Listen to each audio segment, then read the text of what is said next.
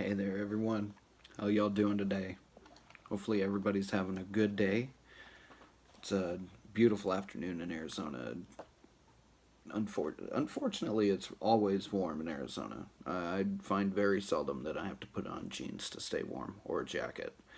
But man, a cool breeze and a warm sun. You just it doesn't get any better than that. Um, our We are on section 4 of the Ascension Handbook, and we're to the subject of karma. Some really enlightening things in here about karma and how karma works, and how karma works in a third dimensional apparatus. In our last study, we talked about the birth of the ego. The ego's emotional and mental sensitivity to the energy of the spirit field waned as energy of the physical field became more the focal point. The once simultaneous dual vantage points became separate points of consciousness, and the lower frequency, physically oriented vantage point lost sight of the spiritual one, so they became separate. We also talked about Source and our relation to Source, and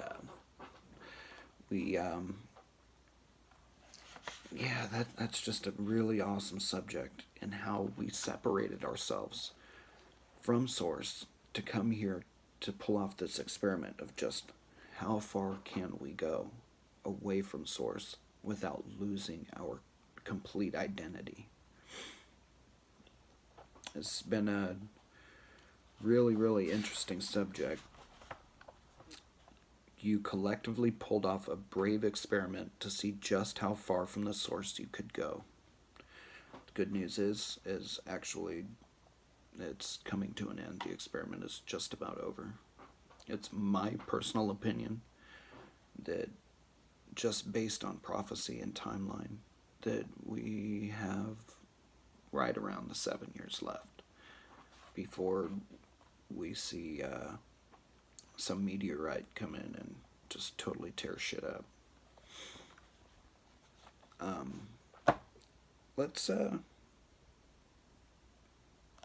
We also, hold on, one more thing. We also talked about shame and how it's built into our genes. To finally drive the wedge between spirit and personality, you conceived of a brilliant veil called shame. Shame is literally built into our very being.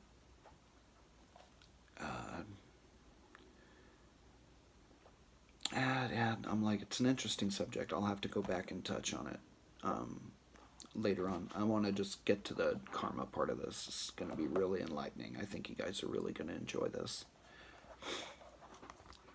The basic thrust of the Source is to discover more about itself. That is why everything everywhere exists. The Source knows that its nature is one of complete harmony with itself. That is, it loves itself. To explore this love, it needs a vantage point outside of itself. It needs to be able to stand apart, look at itself, and experience that love for itself. It's an amazing point just right there in its own right.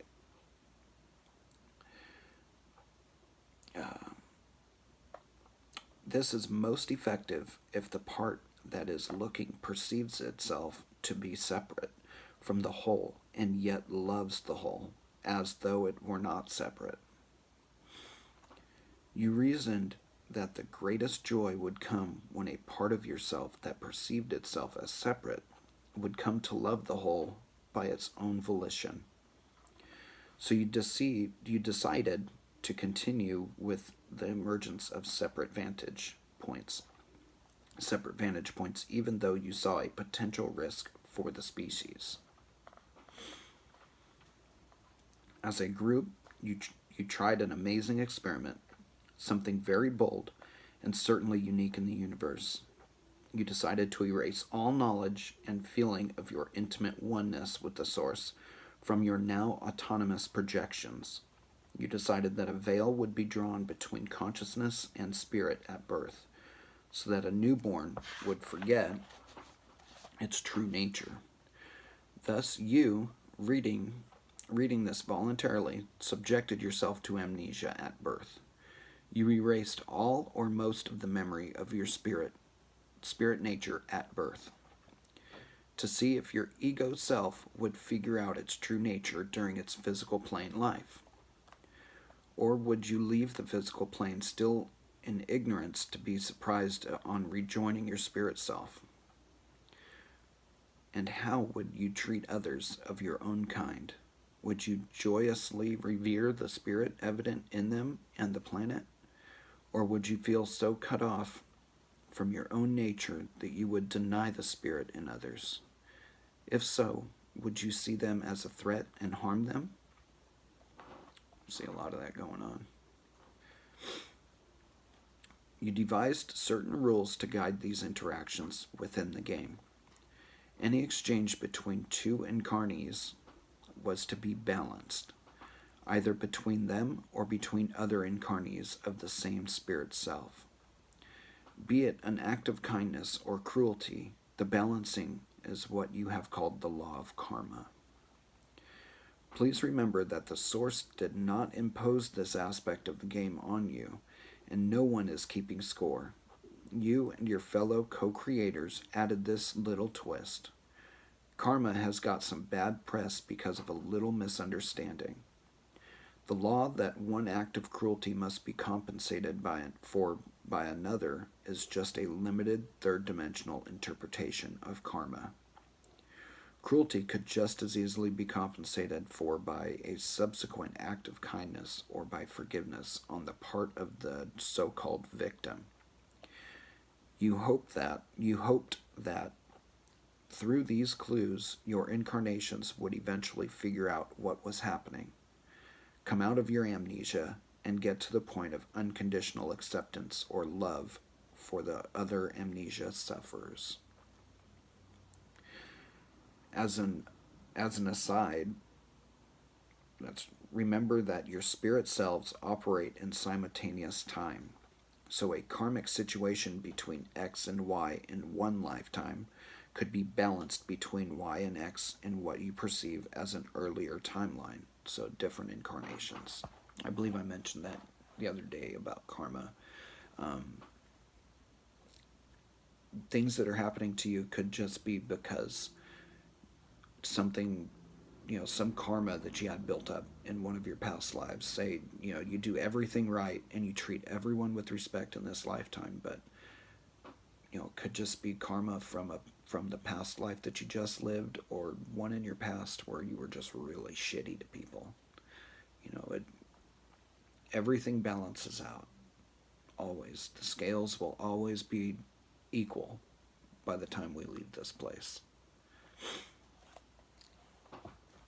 Karma's an interesting thing. So the whole point of your adopting a karma-based system was to create intense emotional situations, to see how you, the physical plane ego self aspects of yourself, would respond. Would you kill, steal, and fight out of fear, or would you act out of love to help, forgive, and acknowledge the spirit in others? Of course, natal amnesia has to be total in most cases, but each lifetime holds the potential for awakening to your true nature. An unprompted realization of this nature, and the wave of unconditional love that automatically follows, allows you, the player in this cosmic game of hide and seek, to suddenly find the hider and realize that it was you all along. The implications of that is just staggering. As being a part of the Source, we are actually the Source, working with the Source. It's going to get really complicated. We have just separated. It's just the Source that has allowed us to go off. He has sent out little pieces of the total source in order to experience separateness, to experience the love that he has for all of us, for us to come to him on our own volition and love the source and be loved by the source. It's a very, very complicated thing to wrap your mind around, or at least it is for me sometimes. To even put it to words is complicated for me. Maybe it's just because I'm a flippin' dumb shit redneck sometimes. But, yeah, we're going to get into the law of grace and about Darwin right after that. The law of grace is a very short segment. I'll just attach it to this video.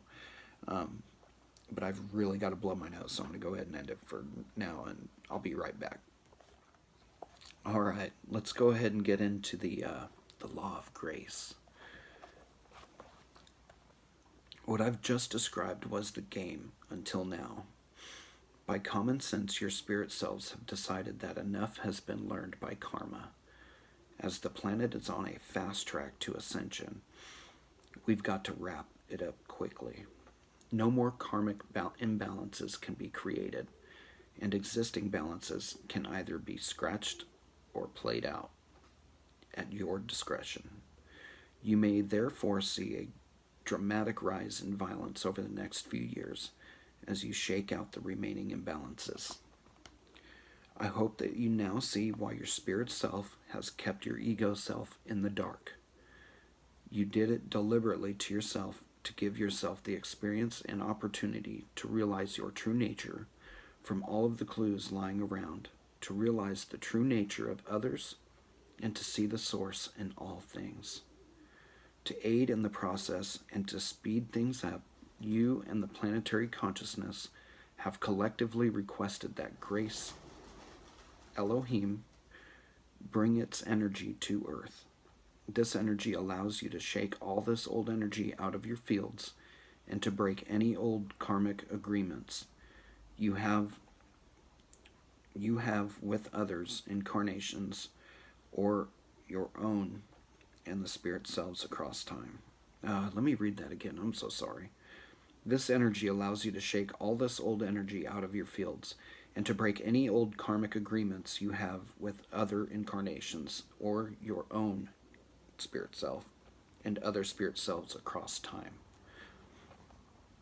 This energy of grace erases any and all karma, and in part 2 we will try some invocations for accelerating this process. I did look at the invocation, and it is life-changing. For that to be a mantra for yourself every morning when you wake up, and possibly before you go to bed, whenever you feel crappy, whenever you feel like things are, going against you, there's some really great stuff in here. I'm going to have to make separate videos for each invocation, and I'll post them everywhere in Discord and on YouTube as well, and Facebook.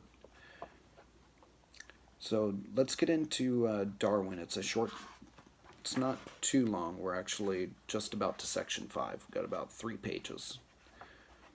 Much of this chapter flies in the face of the theory of evolution. Man's emergence from the primeval ooze and all that. So what? That was 100 years ago? And only a hypothesis based on the flimsiest of evidence anyway. Paleontologists have tried to guess the big picture of the creation jigsaw from a few pieces of bone. The story of the origin of the species is not a linear bottom-up progression, but a non-linear top-down densification. Your spirit selves have better things to do than supervise things climbing out of the sea to develop lungs, arms, legs, and finally enough consciousness to relate to their creators. And if, as some believe, the species grew its own spirit selves as it developed, why are you trying to get in touch with them again? There would be nothing to find. Very good point. And to cap it all, Ask yourself whether it seems possible that something could crawl out of the ocean and develop a brilliant consciousness that could turn around and explore its own nature and origins. No, my friends, consciousness developed mankind, and not the other way around. You are spirit in flesh. Rather than climbing up from the mud, you climb down from the spirit. Very good point. You densified beyond the point of awareness of spirit, and have spent the last few thousand years trying to regain it.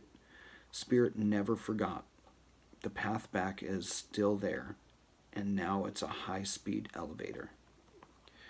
Sense the truth of this within yourself.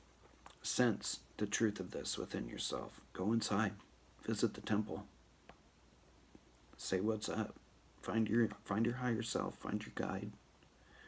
And find source. Which feels more true to you. Evolving from a protein soup, somehow picking up consciousness along the way, and now telling yourself that there's more to life than being the descendant of a protozoan,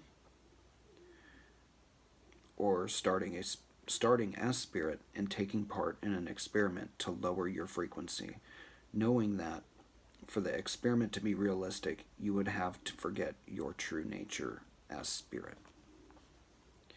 Suppose you were very rich, living in a big, fine house, and you wondered what it would be like to be, say, an Amazonian Indian. You could go on a field trip and live with a tribe, but you would know that you were just pretending. So you undergo hypnosis to replace your memory with the memories of a tribe member.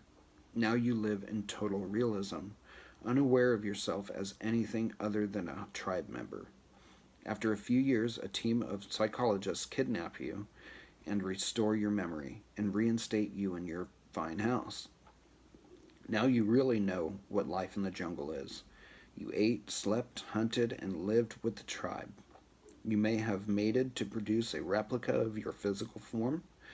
Out there in the jungle, you might have had faint memories of a different way of life, a life where getting dinner didn't require killing it before it killed you. Somehow a little more civilized and beyond physical survival. Well, thanks to your ego self, you as spirit really knows what life on the physical plane is like. But you're on to the game now. If you're getting any faint memories of another way of being, or just the feeling that there's more to life that you're not getting, then you've awakened to the fact that you've been in the physical plane jungle all these years, hypnotized by the amazingly realistic scenery and props. The movie Total Recall gives us an excellent model for this, in which a future civilization uses technology to implant an entire set of memories of, say, a vacation. After the treatment, you are sure that it all happened because you've got the memories. Think about your last vacation. Apart from the tan and some photos, which could have been rigged anyway, the vacation exists only in your memory. Could you have just laid under a sun lamp and had the memories implanted into your brain? No, of course it was real, wasn't it? But how does knowing this help you get beyond an emotional and intellectual, sure, I've got it? So, how does it help you to open your fields up once more, to identify fully with and embody spirit?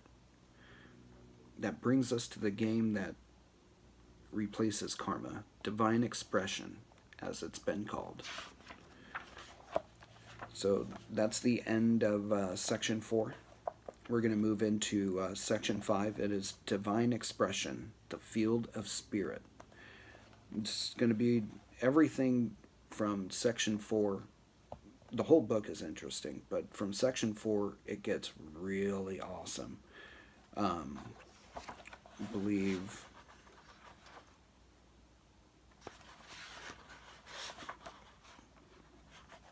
I know section 5 is really awesome, but once we get to part 2, Ascension, how to do it, it's gonna blow your mind. I hope everybody's sitting on the edge of their seat like I am. I've finished the book, but I'm enjoying reading it again. I'm getting so much more back out of it. Um, yeah, yeah, we'll leave it there for now, and because it takes like an hour to upload these videos, it really sucks. But it's my pleasure, and always, if you guys have any questions, comments, please leave them in the comment box below. I would love to answer some questions. I think answering questions brings a lot more knowledge to the whole game. Thank you guys very much for watching. I know I don't say that enough. Bless you all, really, really. I hope this book is a blessing to you all, like it is to me. Remember, love your fellow, people, places, things. Love everything. There's nothing to hate here. I know we have the whole evil aspect of things, but yeah, it just blows my mind to even think about that. Everyone is divinity, and they're just expressing their divinity in a different way. It's not for us to hate them. We can hate the things that they do, but we don't have to hate them as a being, as a person, as a fellow spirit incarnate. There's so much to it, and they're just playing a role. People who do you wrong, they're just playing a role that you and your spirit self and their spirit self set up so that you could each learn a lesson out of that interaction. So forgiveness is key, and looking at everything from a higher standpoint, not as a human would look at things, but as a God would look at things. See, we are limited by our ability to perceive what a God would see and how they would use the knowledge that we have. We're so limited by that, by a narrow sight. We need to rise above all this and look at everything from a higher standpoint. But I won't keep going. I'll start back onto section 5 here in just a little bit. Bless you all, and peace be upon you.